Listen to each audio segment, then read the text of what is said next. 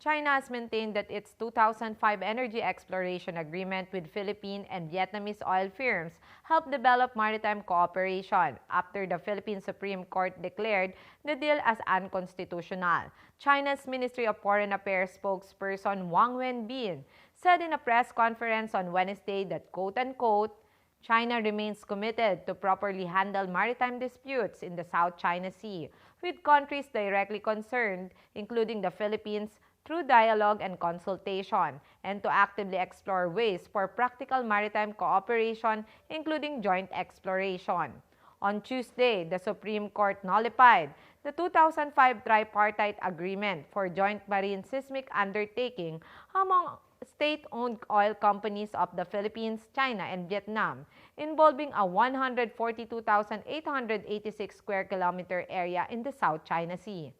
The High Court voided the deal, which expired in 2008, for allowing wholly owned foreign corporations to participate in the exploration of Philippine natural resources without observing constitutional safeguards. Despite the ruling, Wang said China will continue to actively explore ways for practical maritime cooperation, including energy exploration with the Philippines. Wang noted that during Philippine President Ferdinand Marcos Jr.'s state visit to Beijing, the latter and Chinese President Xi Jinping agreed to resume joint oil and gas exploration negotiations.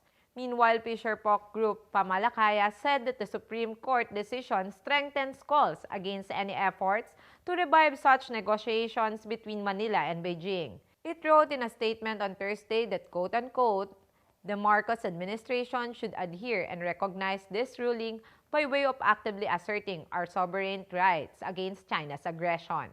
The group earlier said many Filipino fishermen are still unable to fish freely and lose a sizable amount of income due to the continued presence of Chinese forces in the Philippine waters.